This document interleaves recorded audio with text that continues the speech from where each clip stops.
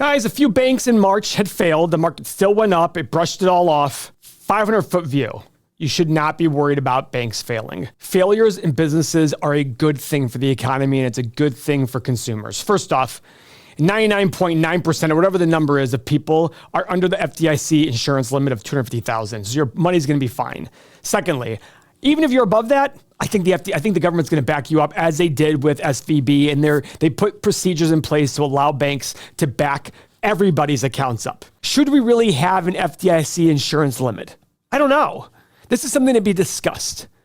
But what's the purpose of having this $250,000 protection if we're going to go back up companies that have well over that? Because it's going to mostly be companies. Now, you might sit there and say, oh, we shouldn't bail those people out, but is their job really to be an investor in a bank? No, they're depositing money in the bank for protection. It will cost more money to insure bank accounts to whatever amount of money is in them. It'll absolutely cost more money. And if you ask me, a guy who has a business with really much higher levels than $250,000 in those bank accounts, would I be willing to pay a fee every year to ensure that as I go higher? Absolutely. Now, obviously, it depends on the fee. If you tell me 2% of the account value, I'm going to say, no, pump the brakes. I'm not willing to do that. I'd rather just put my money in a short-term treasury of 90 days and I'll get the same result. Guys, in the late 80s, we had what's called the savings and loan crisis. Over 1,000 S&Ls failed in the late 80s. What happened from there? Things got better. In 05, 06, 07, 08, we had the great financial crisis from like 08, 09. Banks failed. We got better. In fact, the US has the most, I think they have 3,500 banks or some ridiculous number when other countries all have 5 to 10 banks. I'm not saying anything about nationalization of banks. I'm just sitting there saying, why do we have so many banks? Why do we need so many banks? I don't know. There could be a very logical reason for that. You know, we're such a big country. Geographically, it's nice to have a small bank, your local bank that you can go to. You know the bank's president, you know the bank tellers, you know everybody there. Don't fall for the trap, though, that you think they're going to give you a loan just because you're a good customer. They're still going to sit there and look out for their hides, and that's fine. But like everything, I'm going to tell you right now, you should not be afraid of banks failing. You should not be afraid of recessions. You should not be afraid of businesses failing. In fact, if you're a true capitalist, you should enjoy all three of those and look back at history.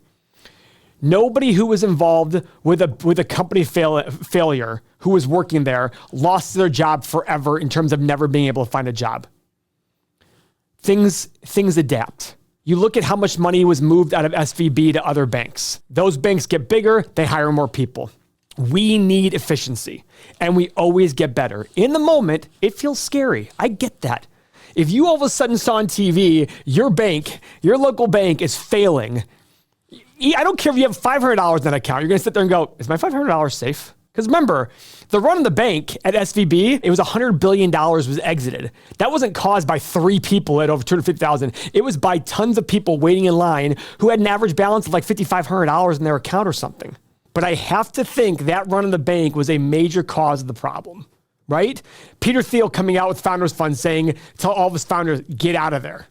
Remove your money right now. Even a healthy bank, based on the reserve requirement, let's say it's 5%, they can be levered 20 to 1. If 10% of people say we want our money out and it's 10% of deposits, they're going to have a problem. It doesn't take much for that to happen. But the point of this video, and if you like this video and you know people who are afraid, first off, subscribe to the channel and send this video, because when things do get bad, I'm going to be the one that you want to listen to, because I will show you the light at the end of the tunnel. I will talk about how things will get better. Go back to our videos in 2021. Things looked amazing. And I was like, be cautious, be cautious. It's not being negative. It's saying it's impossible for things to look the best, investments to be the best when they're at all-time highs and valuations are terrible.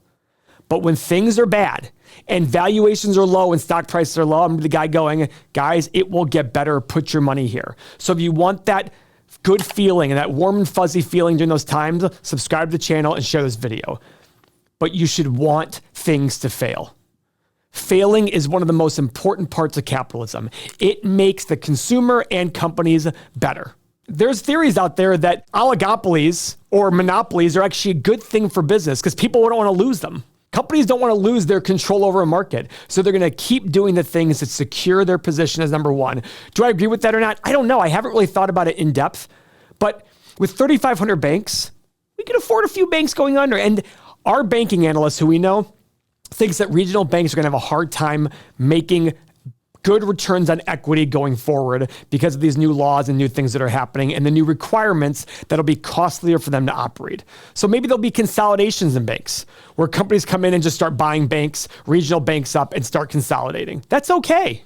That's quite all right.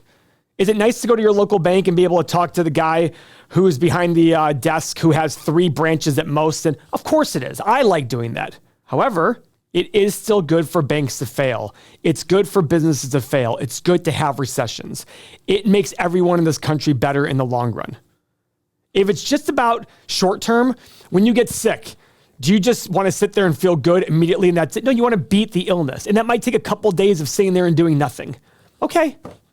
But you end up better in the long run. No difference here. If you're in a bad marriage and it's not going well and it's emotionally abusive or whatever, going through divorce might be hard even if you're in a bad marriage, but it's better for the long run than staying in the relationship. No different here. There is no difference whatsoever here.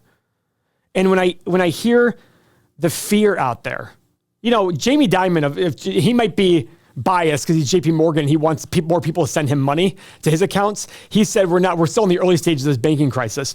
Of course, he has that bias of saying that because maybe some people say, oh my gosh, but JP Morgan, they're not going under. They skyrocket. I'm going to send my money to them. So I take that with a grain of salt. And I don't necessarily believe him when he says this is just the beginning. The US government has shown they do not want to have these banking problems cause too many ripple problems in the economy. So they're probably going to do whatever it takes to make sure it doesn't happen. But if that means consolidating, that means consolidating. You shouldn't be afraid of the short-term things that happen. We had a world war. We had a Great Depression back to back, literally Great Depression, World War. And we saw the best economic times for the next 50, 60 years after that. From a Great Depression to a world war in which how many Americans died, in which 2 nuclear bombs were dropped. All that we still saw. We've seen presidential assassinations. We've seen financial crises, multiple ones. We've seen the failures of so many things, and guess what? We still get better. Because if you believe in the world economy and you believe in the US economy, things will get better. And it's okay when things get bad to weed out the junk. That's what happens. Think about it at work. You're at work. If your company was booming and they had to hire people just to keep up, how many quality people are they going to hire? But if things were bad and they need to contract and you're a great worker, are you going to get laid off?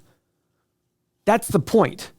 The point is, look at it in that same microcosm, no different than the world economy and the US economy. If you're in your company and things are booming and they have to hire people just to hire people, you're going to have a lot of crappy people. Same thing with a booming economy. If business is going so well that anybody can start a business, there's going to be a lot of crappy businesses. But if things are contracting and your company needs to lay people off, they're going to lay off the crappiest people first. That's just logic. You're not going to lay off the top producers. You're going to lay off the crappiest people first. So guys, again, subscribe to the channel, share this with somebody else. Trust me when I say when things get worse and things get bad, you're going to want to listen to my positive musings. Thanks very much for your time.